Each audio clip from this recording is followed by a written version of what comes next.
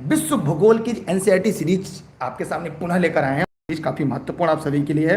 अगर आप सरकारी नौकरी करना चाहते हैं, इस वीडियो के अंत तक बने रहिएगा, साथ ही साथ कॉपी कलम लेकर बैठिएगा, क्योंकि यहाँ पे बहुत सारे ऐसे की पॉइंट आपको मिलेंगे जिसके आपको नोट्स बनाते हुए चलना पड़ेगा। अगर आपने इसकी नोट्स तैयार कर ली, नोट्स अगर आपने बेहतर बना लिया, तो आपको सरकारी नौकरी से कोई भी रोक नहीं सकता। लेकिन उसके लिए आपको लगातार अपना बेस्ट देना पड़ेगा, क्योंकि रेस के घोड़े हमेशा रेस में अच्छे लगते हैं, खेत में नहीं। रेस के घोड़े हमेशा रेस में अच्छे लगते हैं, खेत में नहीं। ठीक है, तो चलिए आज का पहला प्रश्न आपके डिस्प्ले पर दिख रहा होगा, शायद आपको भी दिख रहा होगा। संयुक्त राज्य अमेरिका के दक्षिण कैलिफोर्निया में स्थित मृतक घाटी, जिसे हम डेथ वैली कहते हैं, निम्नलिखित में से किसका सबसे बड़ा उदाहरण है? काफी महत्वपूर्ण, काफी यूनिक प्रश्न है, जो आपके भर्ती परीक्षा में जहां से बार बार और प्रायः प्रश्न आते हैं। तो चलिए बिना देरी किए इस प्रश्न का जवाब दीजिएगा। सभी साथी फटाफट कमेंट करें। देखिए ये काफी इंपॉर्टेंट प्रश्न है, यहाँ से आपकी परीक्षा में कई बार प्रश्न आ चुका है। जी हाँ, देखिए अगर इस प्रश्न की हम बात करें, आपतनी घाटी है, अभिनेती घाटी है, पूर्ववर्ती घाटी है, रिफ्ट घाटी है, तो इस प्रश्न को अगर हम लोगों ने लेक्चर के माध्यम से एक बार देख लिया था, इससे हम रिफ्ट वैली कहते हैं। रिफ्ट घाटी के नाम से भी हम और आप इसे जानते हैं। तो चलिए चलते हैं एक और अगले प्रश्न की तरफ। ठीक है, क्या करते हैं, इसके और प्रश्न की तरफ हम लोग बढ़ते हैं। तो यहाँ पर हमने और आपने देखा, जितने लोग वीडियो को लाइव देख रहे हैं, इसके बारे में थोड़ी सी बातें बताएं। अमेरिका के दक्षिण में कैलिफोर्निया की मृतक घाटी है, जिसे हम डेथ वैली कहते हैं, वो एक रिफ्ट घाटी का उदाहरण है, भ्रंश घाटी का उदाहरण है। और जब भ्रंश रेखाएं की मध्य चट्टानी स्तंभ नीचे की ओर धंस जाती हैं, इसलिए इस प्रश्न का उत्तर क्या होगा? डी इसका सही और राइट आंसर होगा। जल्दी से वीडियो को शेयर कर दीजिएगा।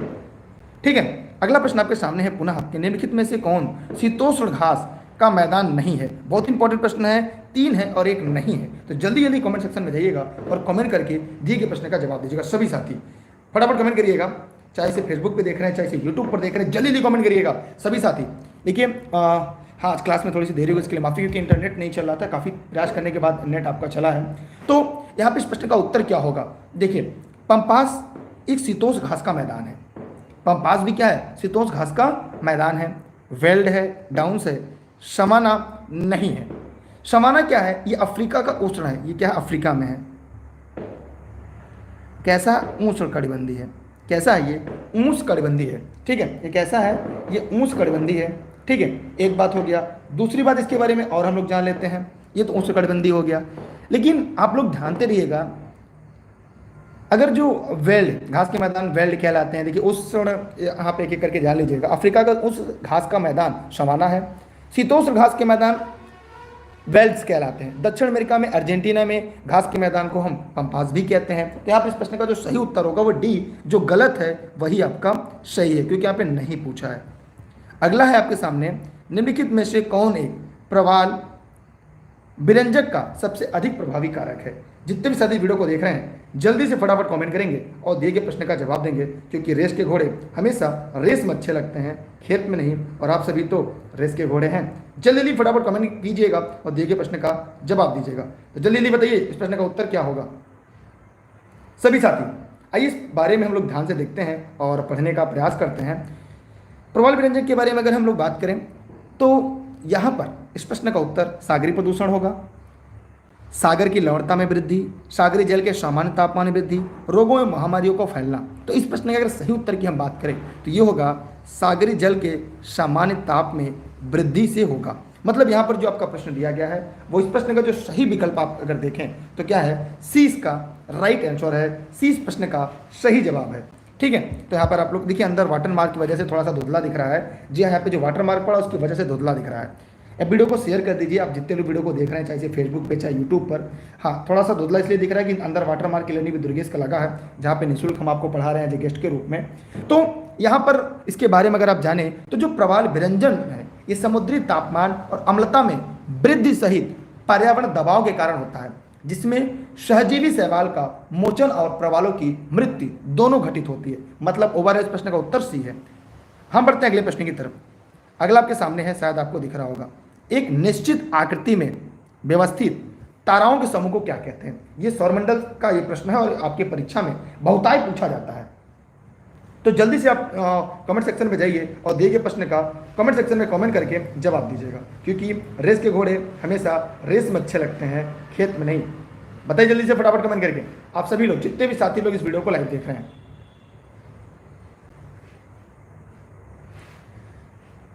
चलिए यहाँ पर अब हम लोग आपके साथ इस प्रश्न को ध्यान से देखते हैं और ये प्रयास करते हैं कि यहाँ से एक भी प्रश्न आपके परीक्षा में गलत ना होने पाए। जल्दी से बताइए, देखिए इस प्रश्न का उत्तर क्या होगा। आप लोगों ने सही जवाब दिया है नक्षत्र, इस प्रश्न का सही और राइट आंसर होगा। मैंने जितने लोगों ने इस प्रश्न का उत्तर नक्षत्र दिया है उन सभी का जवाब पूरी तरह से सही होगा। ठीक है, इसके बारे में जान लेते हैं। खगोल शास्त्र में आकाश में दिखने वाले कुछ चमकीले तारों का ऐसा समूह है जो एक तल में स्थित है, तारामंडल या अथवा नक्षत्र। इन्हें हम तारामंडल भी कहते हैं, इन्हें हम तारामंडल भी कहते हैं। हो सकता है अगर आपकी परीक्षा में ऐसा कोई प्रश्न आ जाए तो आप कहें सर हमें तो पता ही नहीं था या हम इस बारे में कोई बात नहीं जानते, तो वहाँ पर कहीं ना कहीं हमारा पढ़ाया हुआ दोनों आपके लिए बेकार हो जाएगा। इसलिए इन सारी बातों का आपको हमेशा विशेष ध्यान देना है। हम बढ़ते हैं एक और अगले प्रश्न की तरफ। ठीक, चलते हैं, स्क्रीनशॉट क्लिक कर लीजिए आप लोग। अगला प्रश्न आपके सामने है। देखिए वाटर मार्क लगने की वजह से थोड़ा सा धुंधला दिख रहा है, अंदर ई-लर्निंग में दुर्गेश का वाटर मार्क लगा हुआ है। बेतार संचार पृथ्वी की सतह को निम्नलिखित द्वारा परावर्तित करता है। ये प्रश्न हमने आपको इसके पहले लेक्चर में पढ़ाया था। अगर आपने इसका पिछला लेक्चर आपने देखा होगा, आसानी से आप इस प्रश्न का जवाब दे लेंगे। तो जितने भी साथी ना इस वीडियो को लाइव देख रहे हैं वो जल्दी से फटाफट जाएं कमेंट सेक्शन में और कमेंट करके दिए गए प्रश्न का जवाब दें। ठीक है सभी लोग, क्योंकि रेस के घोड़े हमेशा रेस में अच्छे लगते हैं, खेत में नहीं, और आप तो ऐसे ही रेस के घोड़े हैं। ठीक है, चलिए आइए यहाँ पर हम लोग अच्छे से देखेंगे, समझेंगे और एक नए अध्याय की तरफ अग्रसर होंगे। बताइए जल्दी से फटाफट कमेंट करके, क्योंकि ये काफ़ी पढ़ाया प्रश्न है। देखिए नक्षत्र यहाँ बेतार संचार की जब भी बात की जाती है तो आपका आयन मंडल होता है। सारी घटना कहाँ पे घटती है? आयन मंडल में घटती है। हमने पहले लेक्चर में इसके बताया था। देखिए क्षोभ मंडल, समताप मंडल, ओजोन मंडल, आयन मंडल, बहिर्मंडल होता है। आयन मंडल ऊंचाई देखा जाए तो लगभग 60 से 650 या 60 से 640 किलोमीटर के लगभग ये होता है। कहीं आपको 80 मिल जाता है किसी किसी किताबों में। और ये इस मंडल में सबसे नीचे डी लेयर होता है, फिर ई होता है, E2 होता है, F1 F2 होता है। तो ये इस तरह से विभाजित होता है। जैसे यहाँ पे सबसे नीचे अगर हम लोग देखें तो यहाँ पर सबसे पहले आपको डी लेयर मिलता है, फिर उसके ऊपर जाते हैं तो E1 मिलेगा, फिर आपको E2 मिलेगा, F1 मिलेगा, F2 मिलेगा। इसी तरह परतों में क्या रहती हैं? विभाजित रहती हैं। ठीक है, और इसमें भी आप लोग जानते हैं पृथ्वी पर रेडियो, टेलीविजन, टेलीफोन, रडार, इन सभी की जितनी भी टेलीकम्युनिकेशन सुविधा होती है सब इसी मंडल से होती है। इसलिए इस प्रश्न का जो सही और राइट आंसर होगा वो आपका सी सही है। ठीक है, आप लोग जवाब दे दीजिएगा और जितने लोग वीडियो को लाइव देख रहे हैं जल्दी से एक बार लाइक का बटन दबाइए और सभी साथी मित्रों को शेयर कर दीजिए, क्योंकि आज क्लास थोड़ी सी देरी से शुरू हुई, इसलिए हो सकता है आपकी संख्या कम रहे, क्योंकि कुछ लोग चले गए होंगे इंटरनेट की वजह से, क्योंकि बारिश ज़्यादा हो गई अचानक से बिन मौसम। देखिए सर्वाधिक अस्थायी पारिस्थितिकी तंत्र निम्नलिखित में से कौन सा है? जल्दी से कमेंट करके बताइए। देखिए मरुस्थल, पर्वत, महासागर, वन, ये एक ऐसा प्रश्न है जो आपके परीक्षा में बहुत बार पूछा जा चुका है। तो अगर आप लोग सरकारी शिक्षक बनने के लिए, सरकारी नौकरी करने के लिए अगर ये तैयारी कर रहे होंगे तो आप इस प्रश्न का जवाब बहुत आसानी से दे लेंगे और सही जवाब भी देंगे। ठीक है, तो जल्दी से फटाफट कमेंट करिएगा और जवाब दीजिए फटाफट कमेंट करके। जितने लोग वीडियो को लाइव देख रहे हैं फटाफट कमेंट करिएगा।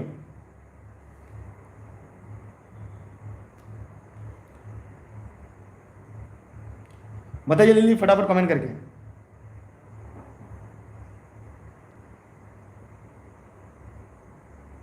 बताइए जल्दी फटाफट कमेंट करके। जितने लोग वीडियो को लाइव देख रहे हैं जल्दी से कमेंट करें। देखिए इसका सबसे सही उत्तर जो होगा वो महासागर होगा।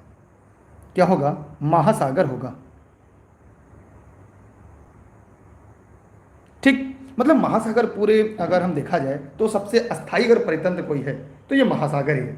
ठीक है, क्या है? महासागर ही है। आइए इसके बारे में और अच्छे से हम लोग जानकारी लेते हैं और अच्छे से इसके विषय में जानने का प्रयास करते हैं। चलिए आप बढ़ते हैं अगले प्रश्न की तरफ।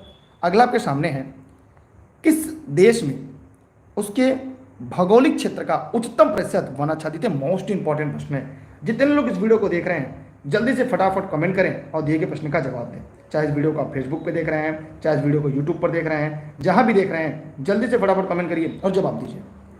जी हाँ, एकदम सही जवाब देना है आप लोग को, एकदम राइट आंसर देना है और अपना बेस्ट भी देते रहना है, क्योंकि रेस के जो घोड़े हैं वो रेस में अच्छे लगते हैं, खेत में नहीं। और आप तो ऐसे ही रेस के घोड़े हैं, आपको ये तो पता ही होना चाहिए। आइए इसके बारे में हम लोग जान लेते हैं। यहाँ पे अगर हम देखें तो सबसे ज़्यादा अगर चीन में देखें तो लगभग 22% है। भारत की बात करें तो भारत में लगभग 23.1% नियर अबाउट है। इंडोनेशिया की बात करें तो 51.7% नियर अबाउट है। जापान की बात करें तो 68.6% है। अब आपसे अगर ये पूछ लिया जाए कि इस प्रश्न का उत्तर क्या होगा, तो आप आसानी से इसे बता लेंगे। जितने लोग वीडियो को देख रहे हैं वो अब इसे तुरंत आसानी से बता लेंगे कि जी हाँ, इस प्रश्न का सही उत्तर क्या होगा। तो बताइए आपके अनुसार इसका उत्तर क्या होगा। तो जापान इस प्रश्न का सही उत्तर है। अगर इस विकल्प में दे, जो आपके सामने प्रश्न है, इस प्रश्न के अगर विकल्प के माध्यम से पूछा जाए कि सबसे ज़्यादा वन आच्छादित कहाँ पे है, तो आपका जवाब तुरंत आना चाहिए सर जापान में है। ठीक है, तो यहाँ पे लगभग 23.1% है, जो पर्वतीय और मैदानी क्षेत्रों को मिलाकर। क्लियर। चलिए अब और आगे चलते हैं कुछ और अगले प्रश्न की तरफ। स्क्रीनशॉट चार्ट आप लोग कर सकते हैं जितने लोग इस वीडियो को लाइव देख रहे हैं, चाहे फेसबुक पे चाहे यूट्यूब पर। अगला आपके सामने, निम्न में से शीतोष्ण घास के मैदान यूरेशिया में पाए जाते हैं। तो यूरेशियम जो पाया जाता है उसे क्या कहते हैं। सभी लोग फटाफट कमेंट करें, जितने लोग वीडियो को लाइव देख रहे हैं, चाहे फेसबुक पे चाहे यूट्यूब पर, जहां भी देख रहे हैं, आप कमेंट सेक्शन में जाइए और कमेंट करके दिए गए प्रश्न का जवाब दीजिए। बताइए जल्दी फटाफट कमेंट करके।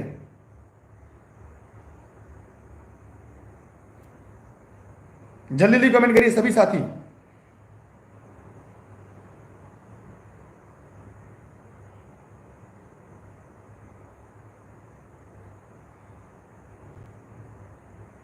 जल्दी से कमेंट करिए सभी लोग, जितने लोग वीडियो को देख रहे हैं, सभी साथी फटाफट कमेंट करें। आइए ध्यान से देखते हैं। एकदम आसानी प्रश्न बार बार पूछा जाता है परीक्षा में। अगर आप लगातार प्रश्न पढ़ रहे होंगे तो आपको पता होगा।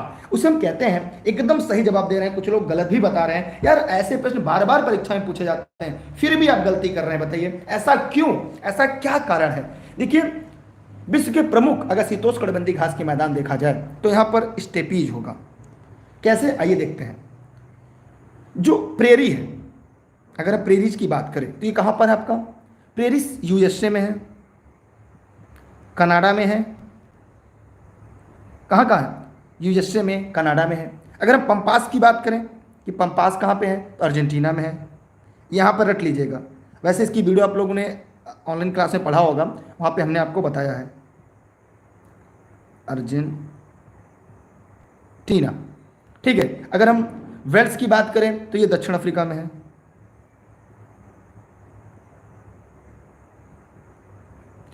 ठीक, अगर हम डाउन्स की बात कर रहे हैं तो ये ऑस्ट्रेलिया में है।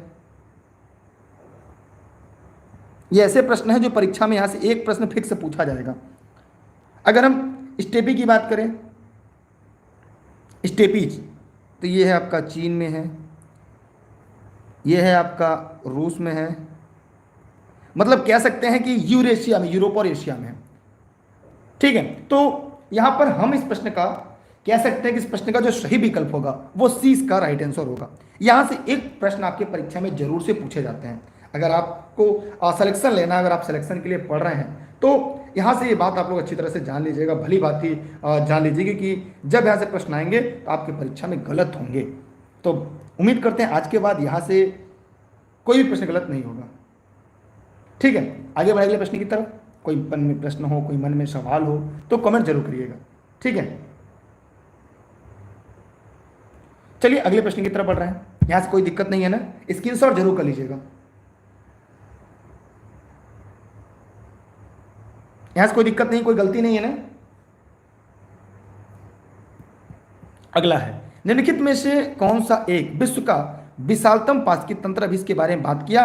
एक प्रश्न आपके परीक्षा में पूछा जाता है। अगर आप सरकारी नौकरी करने के लिए पढ़ रहे हैं तो इसका जवाब जरूर दीजिएगा आप लोग।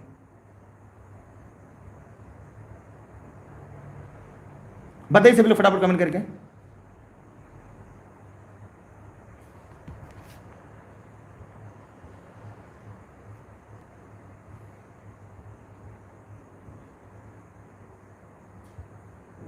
बताइए जल्दी फटाफट कमेंट करके, जितने वीडियो को लाइव देख रहे हैं। यहाँ पे ध्यान से देना होगा। यहाँ पे देखिए वाटर मार्क लगा हुआ है लनी बुजुर्ग, इसलिए थोड़ा सा धुंधला आपको नजर आ रहा होगा। तो यहाँ पर एक प्रश्न हम लोग को देखना है, हम लोग को एक प्रश्न जानना है जो आपकी परीक्षा में पूछा जाता है। वो है आपका समुद्र।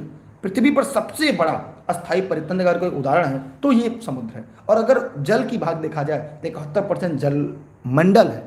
समुद्र का विस्तार ज्यादा है, यही विशालतम पाथकी तंत्र है पूरे दुनिया का, पूरे वर्ल्ड का। इसलिए इस प्रश्न का सही उत्तर ए होगा। चलिए अगला सवाल है आपके सामने।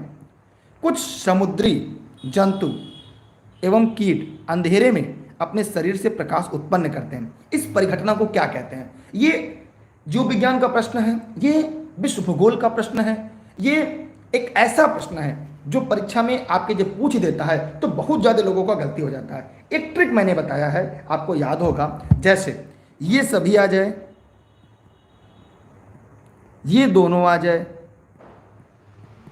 ये जहां भी आए 80% ये सही होते हैं। ये दिमाग में बैठा लीजिएगा, ये दिमाग में रट लीजिएगा। जिस प्रश्न का उत्तर आपको ना पता रहे, अगर ये सभी, ये दोनों, अगर इस तरह से प्रश्न आ जाए, आप आंख मूंद कर लगाएंगे, 80% आपका उत्तर सही होगा। अगर गलती हो रही है तब, मतलब फास्फोरेसेंस भी है, बायोल्यूमिनेसेंस भी है, अर्थात ए और बी दोनों यहां पर होगा। ठीक है, समझ में आया? किसी को फिर भी कोई दिक्कत हो, कोई समस्या हो तो कमेंट सेक्शन में जाए और कमेंट करके बताएं। अब किसी के मन में कोई सवाल, कोई प्रश्न हो तो फिर पूछ सकता है। चलते हैं एक और अगले प्रश्न की तरफ। वायुदाब सबसे कम कहां होता है? मौसम कब होता है? बहुत ही इंपॉर्टेंट प्रश्न है।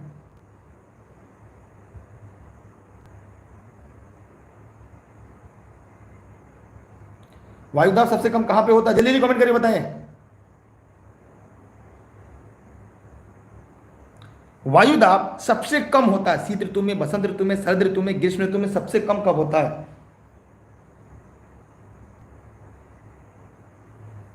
जल्दी जल्दी कमेंट करिएगा सभी साथी, जितने भी वीडियो को लाइव देख रहे हैं वो लोग फटाफट कमेंट सेक्शन में जाएं और कमेंट करके जवाब दें।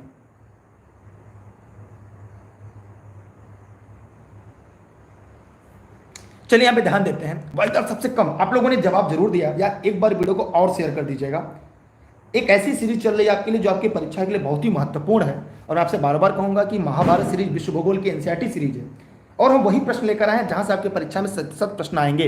यहाँ पे इस प्रश्न का उत्तर क्या होगा? ग्रीष्म ऋतु में। कैसे? देखिए ग्रीष्म ऋतु में क्या होता है, जो धरातल होता है ये गर्म होता है, इनके संपर्क में जो वायु आती है वो गर्म होने के बाद हल्की होकर सीधा ऊपर उठती है, इसलिए यहाँ पर सबसे ज्यादा लो प्रेशर बनेगा। मेरी बात समझिए, जब पृथ्वी का जो ये धरातल है ये गर्म होगा, गर्मी से इसके संपर्क में जो हवा आएगी वो गर्म होगी, गर्म होने के बाद क्या होगी? ऊपर उठेगी। जब ये ऊपर उठेगी, इसी परिघटना को हम क्या कहेंगे कि ऊपर जा रहा है, माने सूर्य किरणें सीधी पड़ती हैं, हवाएं गर्म होकर ऊपर उठती हैं, इससे लो प्रेशर बनता है। तापमान और वायुदाब में प्रतिलोम संबंध होता है, इसलिए इस प्रश्न का उत्तर क्या होगा? डी इसका सही, और डी इस प्रश्न का राइट आंसर होगा। जी हाँ, क्या आप लोगों को समझ में आ गया? जितने लोग इस वीडियो को देख रहे हैं यार लाइक का बटन दबा दीजिए, पैसा नहीं कटेगा आपका, लोगों तक पहुंचाइए। जिस दिन आप सिलेक्शन लेकर आएंगे उस दिन मेरी मेहनत और आपकी साथ वास्तव में काबिल तारीफ होगी, आपके परिवार के लिए गर्व करने का विषय होगा। हम चलते हैं अगले प्रश्न की तरफ। अगला है आपके सामने, बताइए। देखिए यहां पे एक तरफ कुछ स्थान का नाम दिया गया, दूसरी तरफ हवाओं के नाम दिया गया है।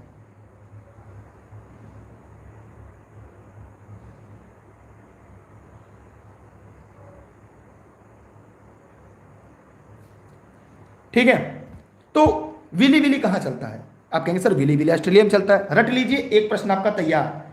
फिर हरिकेन संयुक्त राज्य अमेरिका, ये सारे रटने वाले प्रश्न है, मतलब वो सिलेक्टेड प्रश्न है। अगर आपको सिलेक्शन लेना है, यह सीरीज भूगोल के देख के जाइए, और परीक्षा में कोई भी प्रैक्टिस सेट आप हल करेंगे, यकीन मानिए आपको बाहर से प्रश्न नहीं मिलेंगे।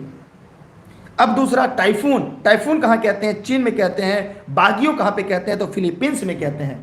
ठीक है, समझ में आया आप लोग को, जितने वीडियो को देख रहे हैं? सबको क्लियर हो गया? किसी के मन में कोई डाउट हो, कोई सवाल हो तो पूछ सकता है, जितने वीडियो को लाइव देख रहे हैं। सबके कॉन्सेप्ट क्लियर हो गए? किसी के मन में कोई डाउट नहीं है ना? चलिए हम आगे चलते हैं अगले प्रश्न की तरफ। स्क्रीनशॉट क्लिक कर लें। अगला यहां पर बताइए कौन सुमेलित नहीं है? यहां पे 3 है और 1 नहीं है। यहां पे झीलों के नाम है, एक तरफ स्थान है। ये ऐसे प्रश्न हैं जो परीक्षा में बार बार पूछे जाते हैं, घुमा घुमा कर।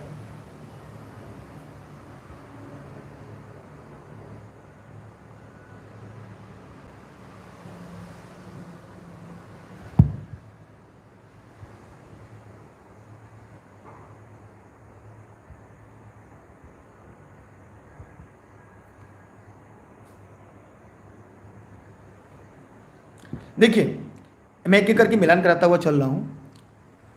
जो ब्याब्लिक झील है ये डोमिनिका में है। फाइबर फ्लावर झील, जी हाँ, ये कहाँ पे है? ये मंगोलिया में नहीं है, ये चीन में है। चीन और मंगोलिया पर सटे हुए देश हैं। Red lagoon Bolivia, great slave Canada. तो वाय जो वाइवलिंग झील है डोमिनिका में है, रेड लेगून बोलिविया में, ग्रेट स्लेव कनाडा में है। लेकिन जो फाइबर फ्लावर है ये चीन में, अर्थात इस प्रश्न का उत्तर बी। जो गलत है वही आपका सही, क्योंकि यहाँ पे पूछा है निम्नलिखित में से कौन सा सही नहीं है। ठीक है, हम चलते और अगले प्रश्न की तरफ। अगला, निम्नलिखित में से किसे पर्ल ऑफ साइबेरिया कहा जाता है? यहाँ पे वाटर मार्क लगा हुआ है इसलिए थोड़ा सा धुंधला दिख रहा होगा आपको। इसकी वीडियो क्वालिटी बढ़ा लीजिएगा, चाहे आप इसे यूट्यूब पर चाहे फेसबुक पर कहीं भी देख रहे हैं, आपको पूरी तरह से एचडी में दिखाई देगा। तो बताइएगा पर्ल ऑफ साइबेरिया कहा जाता है किसे?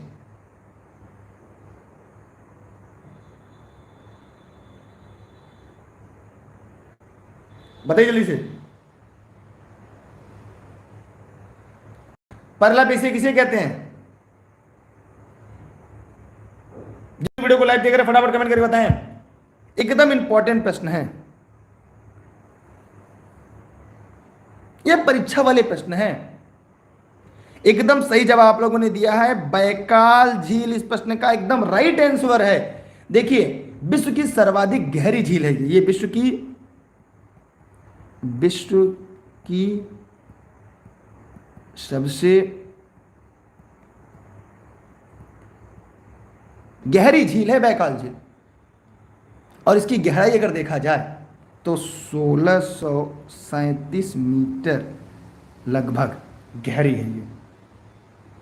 इसे पर्ल ऑफ साइबेरिया कहते हैं, इसे पर्ल ऑफ साइबेरिया कहते हैं। ठीक है, इसकी शॉर्ट कर लीजिएगा।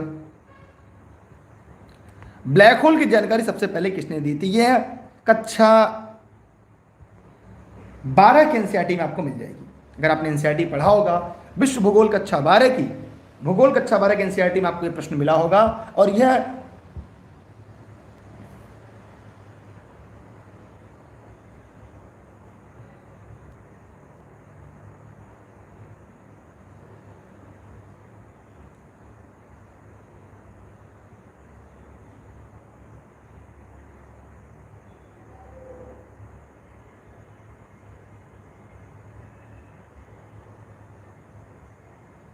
ठीक है, चलिए आगे चलते हैं। यहां पे आप लोग को बताना होना चाहिए इस प्रश्न का उत्तर क्या होगा। एस चंद्रशेखर, क्या होगा? एस चंद्रशेखर। ब्लैक होल एक ऐसा खगोलीय क्षेत्र है जिसका गुरुत्वाकर्षण इतना ज्यादा शक्तिशाली है कि प्रकाश या कुछ भी खींचकर चला जाता है, कुछ भी बचता नहीं। भारतीय अमेरिकी खगोलविद सुब्रमण्यम चंद्रशेखर ने इसे चंद्रशेखर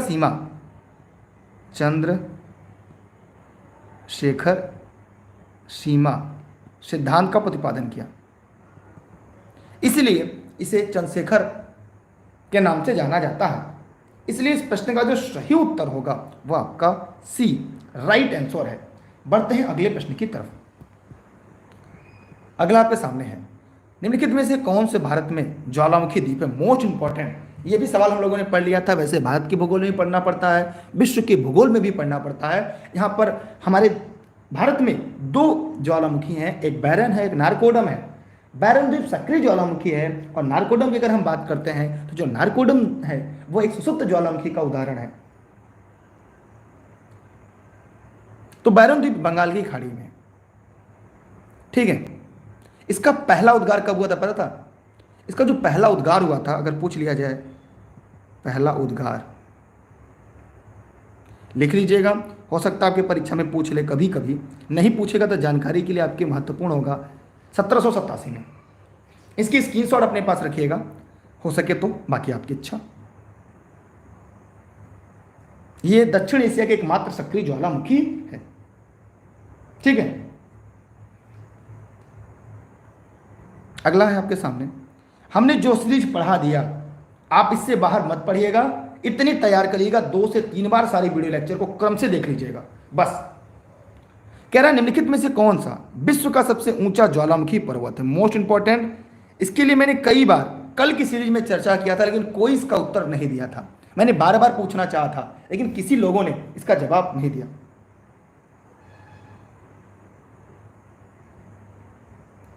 तो आप लोग जरा बताइए कमेंट सेक्शन में कमेंट करके। देखिए यहां पर कई बार मैंने कल इस पर चर्चा किया था, लेकिन लोग नहीं बता पाए। देखिए इस प्रश्न का उत्तर होगा माउंट कोटापैक्सी। मोस्ट इंपॉर्टेंट है कोटापैक्सी। यह विश्व का सबसे ऊंचा सक्रिय ज्वालामुखी दक्षिणी अमेरिका महाद्वीप के कहां पर, इक्वाडोर में है।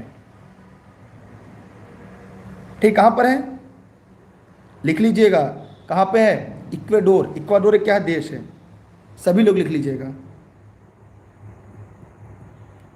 ये कहां पर है, दक्षिण अमेरिका महाद्वीप में। लेकिन अगर सबसे ऊंचा निष्क्रिय ज्वालामुखी पूछा जाए तो एकांका गुआ है, ये भी दक्षिण अमेरिका में है। अगर निष्क्रिय पूछ लिया जाए, एकांका गुआ है, वह भी कहां पर है, दक्षिण अमेरिका महाद्वीप में है। इसकी ऊंचाई कितनी है, कोई कमेंट करके बताए इसकी ऊंचाई कितनी है। ठीक है, चलते हैं अगले प्रश्न की तरफ। यहां पे ध्यान दीजिएगा, ज्वालामुखी देश है। ये हमने जो भी जितना चीज हम लोगों ने पढ़ा, अगर आप लोगों ने ऑनलाइन जो क्लास में जो मैंने पढ़ाया है विश्व भूगोल, इससे बाहर आपको प्रश्न नहीं आना है। ये सारी चीजें हमने वहां पे पढ़ा दी है। सभी लोग फटाफट कमेंट करिए। कक्षा 7 के भूगोल के एनसीईआरटी सीरीज में भी है, जो चीजें नहीं वो नोट्स में होंगी। अगर आपने लर्निंग विद दुर्गेश की नोट्स पढ़ी होगी, ये चीजें आपको मिल जाएंगी। देखिए इसमें कुछ आप लोग जानते हो, कुछ ज्वालामुखी आपने पहली बार सुना होगा। सबन कहना, ये पेरू में है। पेरू, चिली, ये दक्षिण अमेरिका महाद्वीप के तटवर्ती क्षेत्र हैं, तटीय देश हैं। माउंट एटना, इसका नाम पूरा है माउंट एटना, ये इटली में है। कोलिमा, ये मैक्सिको में है, चांदी वाले में। मेरापी इंडोनेशिया में है। तो यहाँ पर मैंने आपका मिलान करा दिया, चाहे तो स्क्रीनशॉट रख लें। कभी कभी जो मैं पढ़ा रहा हूँ ये हुबहू आपके प्रश्न के रूप में आ सकता है, और जब प्रश्न के रूप में आएगा हुबहू, तब आप वहाँ से गलती कर सकते हैं। लेकिन हम ये चाहेंगे आपसे गलती ना होने पाए। चलिए चले हैं एक और अगले प्रश्न की तरफ। किसी के मन में कोई सवाल, कोई डाउट हो तो पूछ लें, नहीं है ना। अगला, निम्नलिखित में कौन सा मरुस्थल दक्षिणी गोलार्ध में स्थित है। देखिए ये हमारा, ये हो गया पृथ्वी, ये हो गया 0 डिग्री। इसे कहते हैं नॉर्थन हेमिस्फीयर, ये साउथर्न हेमिस्फीयर, माने उत्तरी गोलार्ध, ये है दक्षिणी गोलार्ध। जी हाँ, अगली बार से वाटर मार्क नहीं लगेगा। ठीक है, बताइए जल्दी से फटाफट कमेंट करके। सभी लोग फटाफट कमेंट करिए। जो लोग वीडियो को लाइव देख रहे हैं जल्दी जल्दी कमेंट करें। देखिए निम्नलिखित में कौन सा मरुस्थल दक्षिणी गोलार्ध में स्थित है, जल्दी से कमेंट करके बताइए। अरे यार, अब आप लोग देखिए, यहां पे जो कालाहारी का मरुस्थल है, ये कहां पर है, ये दक्षिणी गोलार्ध में है। ये बोत्सवाना में है, बोत्सवाना में है। बोत्सवाना कहां पर है, दक्षिण अफ्रीका में। अर्थात इस प्रश्न का जो सही जवाब होगा वो ए होगा। मतलब ए वालों का जवाब पूरी तरह से सही है। जितने लोगों ने इस प्रश्न का उत्तर ए बताया, उन सभी का जवाब पूरी तरह से सही और राइट है। ठीक, कोई दिक्कत, कोई सवाल हो मन में तो पूछ सकते हैं। कालाहार इस प्रश्न का सही जवाब है, ये बोत्सवाना में है। स्क्रीनशॉट चाहे तो कर लें। गोबी की मरुस्थल क्या विशेषता है, सहारा दुनिया सबसे बड़ा मरुस्थल है। गोबी कहाँ पे है, यह है मंगोलिया और चीन की बॉर्डर पे है। सहारा कितनी देश की सीमाओं को स्पर्श करता है बताइएगा। सहारा मरुस्थल विश्व की कितने देश की सीमाओं को स्पर्श करता है। अगला है, कौन सा सागरी राष्ट्रीय उद्यान है, मोस्ट इंपॉर्टेंट। सभी लोग जवाब दीजिएगा। ये प्रश्न एक नया तरीके से आया है, लेकिन मैं चाहूंगा कि जितने लोग इस वीडियो को देख रहे हैं सभी लोग इस प्रश्न का जवाब दें। देखिए ऑनलाइन क्लास से नोट्स के संबंध में कोई जानकारी चाहिए, इस नंबर पर व्हाट्सएप करके जानकारी ले सकते हैं। यह सभी क्लास जौनपुर जनपद के सिराजे हिंद से आप सभी के लिए निःशुल्क लाइव चलती है। फटाफट कमेंट सेक्शन में जाइए, कमेंट करके दिए गए प्रश्न का जवाब दीजिए। जितने लोग इस वीडियो को लाइव देख रहे हैं, चाहे फेसबुक पे, चाहे यूट्यूब पर, जहां भी देख रहे हैं, शेयर करिए, दबा के शेयर करिए, लोगों तक पहुंचाइए। हर घर में सिलेक्शन का दीप जलना चाहिए।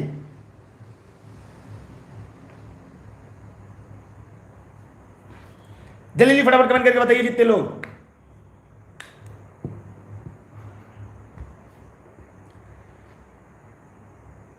देखिए इस प्रश्न का उत्तर आप लोगों ने सही बताया है, मन्नार की खाड़ी। जी हां, समुद्री राष्ट्रीय उद्यान तमिलनाडु राज्य के रामनाथपुरम जिले के मन्नार खाड़ी में है। इस द्वीपों पर एक राष्ट्रीय उद्यान है जिसका इसकी स्थापना अगर देखा जाए तो 1986 में हुआ है। ये समुद्री राष्ट्रीय उद्यान कहाँ है? तमिलनाडु। ये तमिलनाडु के पास क्या है? रामनाथपुरम। रामनाथपुरम जिले के पास है मन्नार की खाड़ी। इसलिए इस प्रश्न का उत्तर क्या होगा? इसमें खाड़ी कितनी थी? पहले 21 खाड़ी थी, अब कितनी हो गई? 19 खाड़ी हो गई है। अब पहले चाहे तो इस प्रश्न के स्क्रीनशॉट ले लें। अगर जानकारी आपको नहीं मिलती तो नई जानकारी आपको मिल रही है ना, टेलीग्राम ज्वाइन कर लीजिए आप लोग, सारी चीजें आपको मिल रही है। टेलीग्राम कर लेंगे, सारी क्लास की लिंक आपको वहां पे डेली की डेली मिल जाएगी, पूरे दिन क्लास चलती है। हमारे उपग्रह में मृदु जल की सर्वाधिक मात्रा मोस्ट इंपॉर्टेंट है। मैं बताना चाहूंगा कि इस प्रश्न का उत्तर सबसे पहले कौन देता है? हमारे उपग्रह में मृदु जल की सर्वाधिक मात्रा कहां पे है? देखिए यहां पे जो उपग्रह है, हमारे उपग्रह कह दिया जाए तो या तो चांद होगा, तो यहां पर इस प्रश्न को लिख दीजिए हमारे ग्रह, काट कर यहां पे बना लीजिएगा, हमारे ग्रह में मृदु जल की सर्वाधिक मात्रा कहां पर है?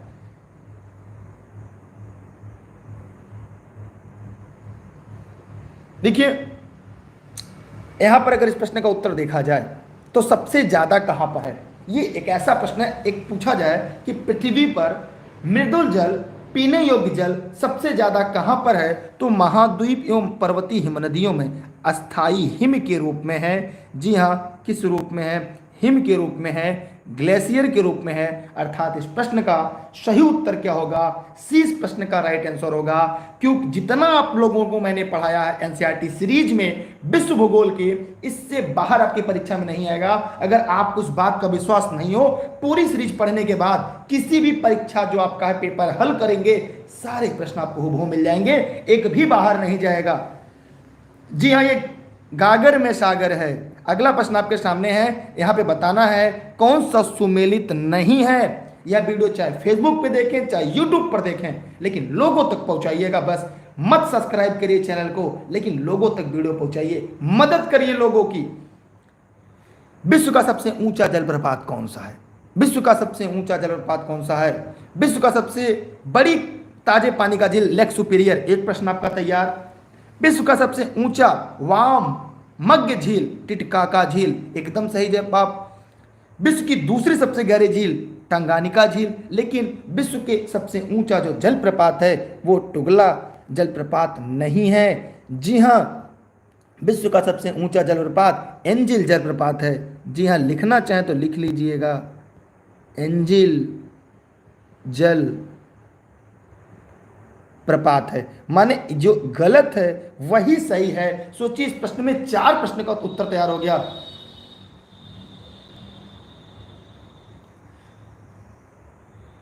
ठीक है, अच्छा कॉपी कोई बात नहीं है, अरे लिख लीजिए मालिक, लिख लेंगे। ऐसे क्वेश्चन तो आपको बाद में हमेशा काम आएगा। ठीक है, आप लोग इसको ध्यान से देखिए, लिखते चलिए, सभी लोग ध्यान से इसको नोट डाउन करते चलिए। सभी लोग सोचिए इसमें जो प्रश्न बनाया गया उसमें कितना आपके लिए चतुराई दिखाया गया, ताकि एक प्रश्न से आपके 4-4 प्रश्न तैयार हो। चलते हैं अगले प्रश्न की तरफ, स्क्रीनशॉट जरूर कर लीजिएगा। अगला आपके सामने प्रश्न, निम्नलिखित झीलों में कौन सी विश्व की सबसे प्राचीनतम और सबसे गहरी झील है? ये किसमें सबसे बड़ी विशेषता है? अभी इसके बारे में हम लोगों ने बात किया। ये रूस के साइबेरिया क्षेत्र में है, जिससे हम बैकाल झील कहते हैं। क्या कहते हैं? बैकाल झील। लगभग 1637 मीटर ये क्या था? गहरा था। ऊपर अभी हम लोगों ने इसके बारे में बात किया था, याद है आप लोग को? जी हाँ, अगर कभी फीट में पूछ दिया जाए तो 5369 फीट है। क्लियर? सबसे गहरी झील है, गहरी, विश्व की सबसे गहरी झील है ये। स्क्रीनशॉट चाहे तो रख सकते हैं, आपकी मर्जी। वायुमंडल में पृथ्वी के धरातल बढ़ते हुए उपक्रम अवस्थिति के अनुसार पर बताइए। सभी लोग फटाफट कमेंट कर बताइए इसे कौन सा क्या क्या कहते हैं। तो जल्दी जल्दी कमेंट करिएगा और दिए गए प्रश्न का जवाब दीजिएगा।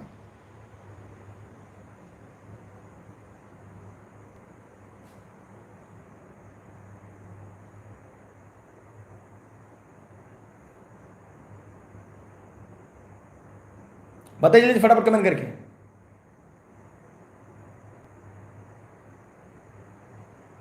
जल्दी जल्दी कमेंट करिएगा सभी साथी जितने लोग वीडियो को लाइव देख रहे हैं।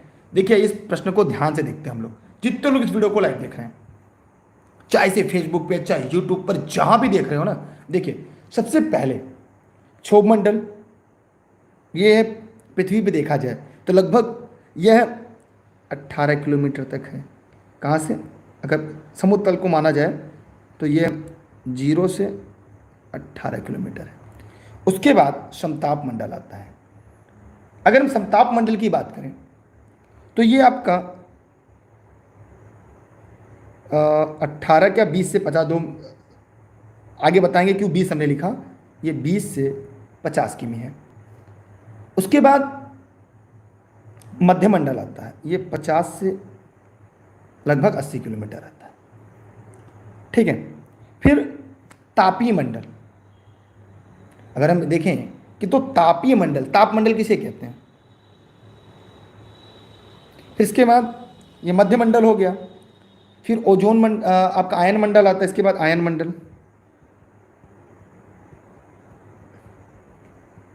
ये 80 से 640। फिर बाह्य मंडल आता है, बाह्य मंडल ये 640 के बाद बढ़ता जाता है।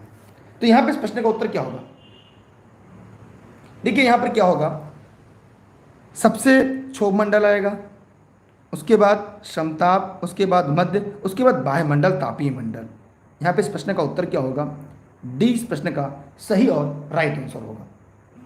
तो कितने लोगों ने इस प्रश्न का उत्तर ये बताया है, उन सभी के जवाब पूरी तरह से सही हैं। क्लियर। क्या अभी भी किसी के मन में कोई डाउट, क्या अभी भी किसी के मन में कोई सवाल, क्या अभी भी किसी के मन में कोई प्रश्न हो तो आप जरूर पूछ सकते हैं। ठीक है, एनी डाउट, एनी प्रॉब्लम। निम्न में कौन सा जलवायु परिवर्तन खगोलीय सिद्धांत से संबंधित नहीं है। प्रश्न में नहीं जरूर है, ये ध्यान दीजिएगा कि नहीं वाला जो प्रश्न है वो हमारे सीरीज में सबसे ज्यादा होता है। अब ये मत पूछिएगा क्यों, क्योंकि सिलेक्शन का यही आपका बेसिक पॉइंट है। ठीक है, ये सिलेक्शन का सबसे एकदम बेसिक पॉइंट है। बताइए क्या होगा।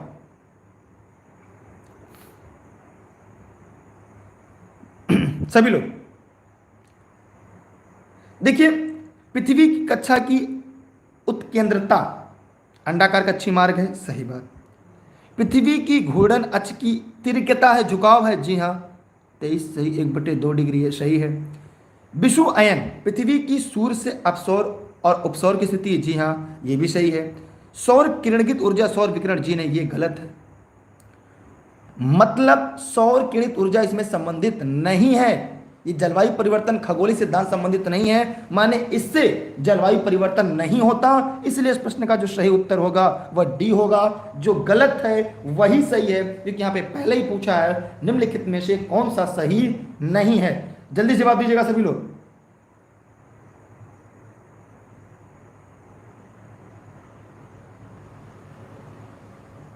ठीक है,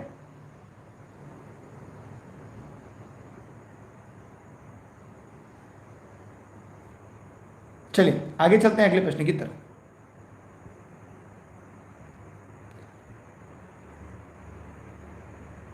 निम्न में से किसकी औसत शुद्ध प्राथमिक उत्पादकता सबसे कम है।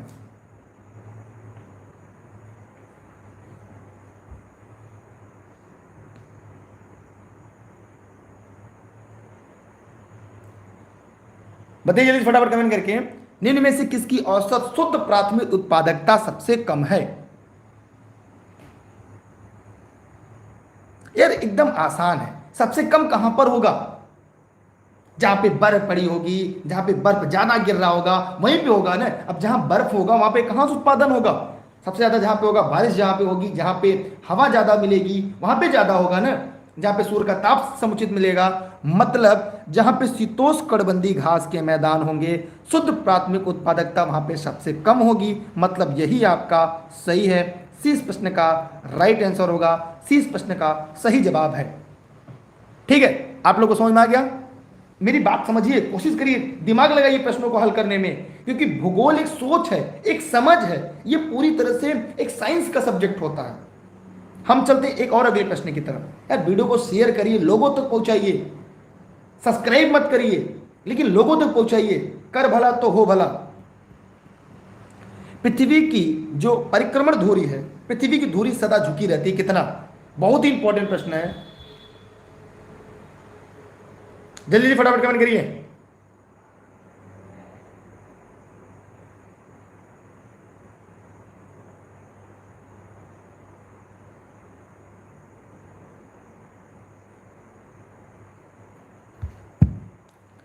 सभी लोग फटाफट देखिए, इतना आसान सा प्रश्न है, अब ये मत कहिएगा ये आपको नहीं पता था, एकदम हलवा वाला प्रश्न है।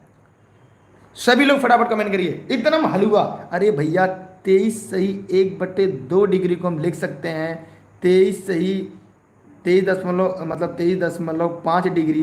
इसे ये भी लिख सकते हैं 23 डिग्री 30 मिनट, ये भी लिखा जा सकता है। यहाँ पे तीनों लिखने का तरीका जान लीजिएगा, ये भी सही, ये भी सही और ये भी सही है। ये तीनों तरीका आप लोग सीख लीजिए, क्योंकि परीक्षा में कब कौन सा आ जाए ये कहा नहीं जा सकता। इसलिए तीनों बातें आप लोग जानते रहिएगा ताकि आपको परीक्षा में बेहतर हो। किसी को दिक्कत? ये सबका सही बा, ठीक बा, सबका सही बा ना। चल अगले प्रश्न पे। ये बिग बैंग सिद्धांत उद्भव की व्याख्या करता है, किसका? Big bang theory. बताइए बिग बैंग थ्योरी किसकी व्याख्या करता है? सभी लोग फटाफट कमेंट करिए। एनसीईआरटी में है, और हमने आपसे पहले कहा कि हम लोग पूरी तथ्य को एनसीईआरटी में ही पढ़ रहे हैं, एनसीईआरटी में ही निचोड़ रहे हैं। लगा दीजिए अपना बेस्ट, जब तक मेहनत करिए, जब तक सिलेक्शन ना हो जाए। आप चुन चुन कर प्रश्न लाए गए हैं आपके लिए एनसीईआरटी का, जहां से आपके परीक्षा में हूबहू प्रश्न आएंगे। रट लीजिए। यहां पर बताइए, ये ब्रह्मांड की ओरिजिन ऑफ द कॉस्मोस, जी हां, ब्रह्मांड की उत्पत्ति के बारे में बताता है। इस सिद्धांत को कौन लाया था? जॉर्ज लेमेंटर ने लाए थे। कौन? जॉर्ज लेमेंटेयर। ठीक है, कहीं कहीं आपको मिल जाता है लेमेंटेयर, देखिए अलग अलग मिलता है। कब ये थियरी आई थी? 1894 से 96 में। ठीक है, ये आकाशगंगा, सौरमंडल, पूरे ब्रह्मांड की उत्पत्ति की बात करता है, ओरिजिन ऑफ द कॉस्मोस की बात करता है। ये शीर्ष प्रश्न का सही उत्तर होगा। यहां पर अगला है आपके सामने, झीलों को सही अवरोही क्रम में दिखाइए। देखिए अवरोही क्रम का मतलब ये होता है घटते हुए क्रम में, तो जल्दी से घटते हुए क्रम में आपको सजा देना है। जी हाँ, जल्दी जल्दी बताइएगा। देखिए पहले तो ग्रेट बैरियर जो है ये कहाँ पर है? ये कनाडा में है।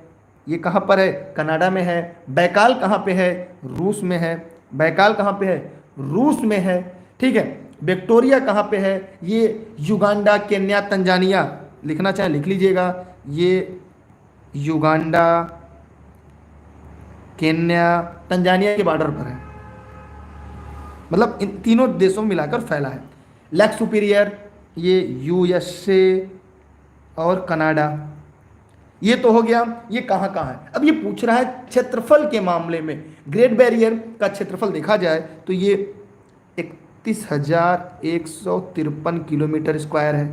बैकाल झील 31,500 होगा ना, 31,500 किलोमीटर स्क्वायर रूस में है। विक्टोरिया की बात की जाए तो ये भैया 69,485, ये नियर अबाउट एग्जैक्ट आंकड़ा नहीं है, थोड़ा बहुत ऊपर नीचे हो सकता है। ये 82,100 किमी स्क्वायर। अब आपको क्रम में सजाना है, आपकी जिम्मेदारी है। आपके सामने प्रश्न है, आपके सामने विकल्प है, आपके सामने व्याख्या है। यहां से भविष्य में प्रश्न गलत मत करिएगा। मेरा उद्देश्य आपका सिलेक्शन है, प्रश्नों को तोड़ तोड़ कर पढ़ाना है। क्या आपको समझ में आ गया? जितने लोग वीडियो को लाइव देख रहे हैं बताइए सभी लोग फटाफट कमेंट करके।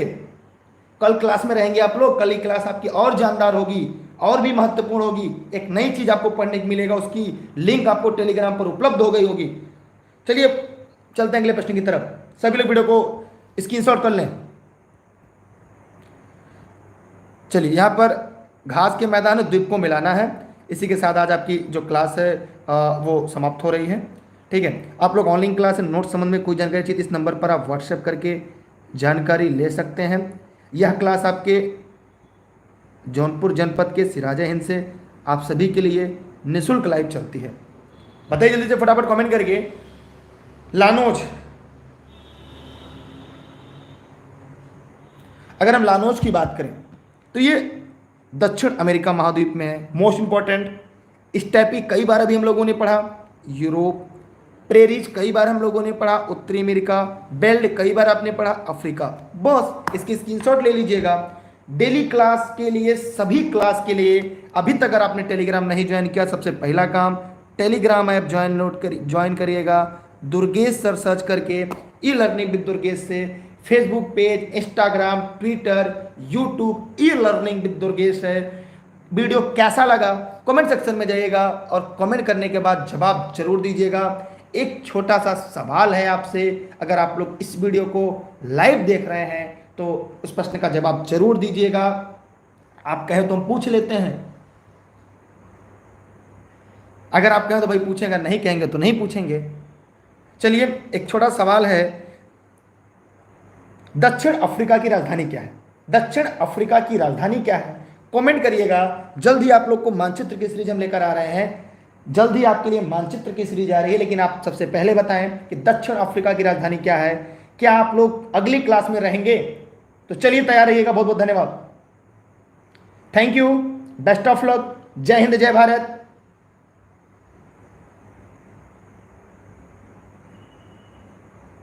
वीडियो को शेयर जरूर करिएगा। बाय बाय, जय हिंद जय भारत।